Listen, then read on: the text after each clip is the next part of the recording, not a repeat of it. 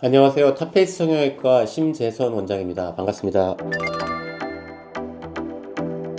너무 많은데 그 의사로서 좀 특별했던 경험은 안면 기형 환자분들이 좀 있었어요. 그래서 구순 9개월로 갈라져 있어서 물론 그 수술을 처음에 제가 집도한 건 아니지만 보통 세컨덜리 CLN이라고 그래가지고 구순 9개월에 입술 코의 변형 환자분들이 코 수술을 하거나 또는 귀족 수술 같은 걸 해서 이 얼굴의 불균형을 마저 만들어가는 그 과정이 저한테는 되게 의미가 있었고요. 사실 그분 같은 경우에는 이제 성인이 되던 그 무렵이었는데 코가 워낙 찌그러져 있고 콧구멍의 비대칭, 콧볼의 비대칭, 그리고 안면 윤곽의 비대칭 때문에 상당히 사회생활을 할 때 좀 어려움과 위축감이 있었던 사람이었습니다. 근데 그분은 이제 귀족 수술과 콧볼 수술 그리고 코 기둥을 늑연골로 재건하는 수술을 통해서 코 전체적인 모습이 자연스럽게 좀 변해서 훨씬 더 자신감을 갖고 수술 후에 만족했던 케이스라 의학적으로는 참 기억에 많이 남는 경우 첫 번째였고요. 두 번째는 타병원에서 코 수술에 한 뒤에 필러라든지 어떤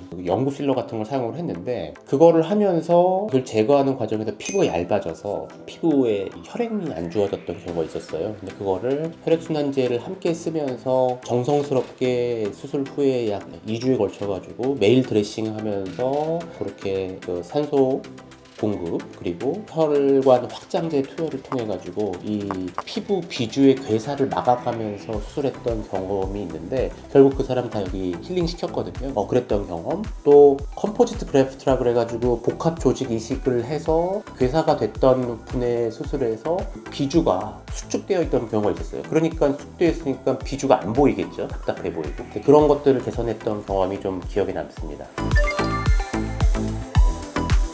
일단은 초심자 입장에서는 가장 기본적인 코 수술 외에는 대처하기가 힘들다고 봐야 돼요.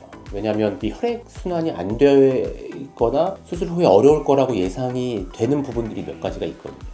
그럴 경우엔 주의해야 되는 것들도 있고 주의해야 되는 약물도 있고 수술할 때 플레인을 어디로 들어가야 되는 게 더 정확하다는 게 있어서 그런 경우는 이런 경험이 충분한 성형외과 전문의가 집도하는 게 훨씬 유리할 수 있고요.